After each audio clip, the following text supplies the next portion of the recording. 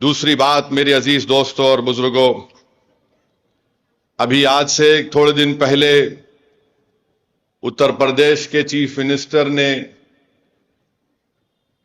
उत्तर प्रदेश की असेंबली में यह कहा कि उर्दू पढ़ना कठमुल्लाओं की तरह मौलाना बनाना की बात है, साइंटिस्ट नहीं बनते।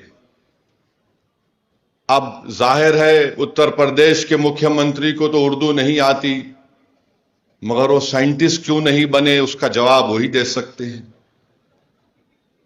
उत्तर प्रदेश के मुख्यमंत्री ने कहा कि उर्दू पढ़ने से कठमुल्ले बनते हैं। अब उत्तर प्रदेश के मुख्यमंत्री के जो बुजुर्ग थे या जिस आइडियोलॉजी से वो आते हैं, उनके किसी भी शख्स ने इस मुल्क की आजादी में हिस्सा नहीं लिया। ये गोरखपुर से आते हैं और उसी गोरखपुर से रघुपति साहेब फराख भी आते हैं। फराख गोरखपुरी उर्दू का एक बहुत बड़ा शायर था, मुसलमान नहीं था। अगर शायद असेंबली में कोई उठ के बोल देता मुख्यमंत्री को, तो मुख्यमंत्री बोलते नहीं नहीं उन्हें भी कठमुल्ला है। तो ये इनके ये इंटेलेक्चुअल कैपेसिटी है इनकी। फराख गोरखपुरी गोरखपुर के शायर थे, उर्दू के बहुत बड़े शायर थे। अब मेरे अजीज दोस्तों और बुजुर्गों, जिसके जहन और दिल पर गहन लग चुका है, तो दुनिया की कोई रोशनी उसके सर पे नहीं पहुंच सकती। फराख गोरखपुरी का शेर क्या है सुनिए, ये बीजेपी आरएसएस वालों को बता रहा हूं, जो उर्दू बोलने वालों को कठमुल्ला कहते हैं। फराख गोरखपुरी ने कहा था, सरजमीन हिंद पर अक़वाम आलम के फराख, सरजमीन हिंद पर अक़वाम आलम के फराख, काफिले बसते गए हिंदुस्तान बनता गया।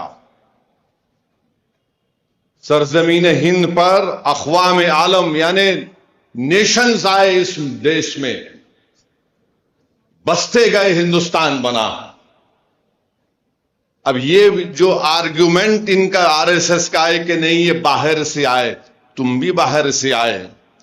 जितने आर्यंस है बाहर से आए, अगर ओरिजिनल है तो द्रविडियन और ट्राइबल लोग हैं। फराख गोरखपुरी ने सच्चाई को बयान कर दिया। अब इनको नफरत इतनी उर्दू से है कि इनको शायद ये भी नहीं मालूम होगा कि हसरत मोहानी ने कलकत्ता में अंग्रेज लीडर कौन था, मॉन्टेग्यू के खिलाफ हसरत मोहानी ने नारा लगाया था। क्या नारा लगाया था? इनकलाब जिंदाबाद, इनकलाब जिंदाबाद। अब शायद इनको यह भी नहीं मालूम होगा कि सुभाष चंद्र बोस, नरेंद्र मोदी उनका स्टैचू लगाए दिल्ली में। अब नरेंद्र मोदी इनको छोड़ दिए, तुम जरा ये बोलते रहो। सुभाष चंद्र बोस जो आजाद हिंद फौज बनाए थे, उसका नारा क्या था? इत्तेहाद, एतमाद और कुर्बानी।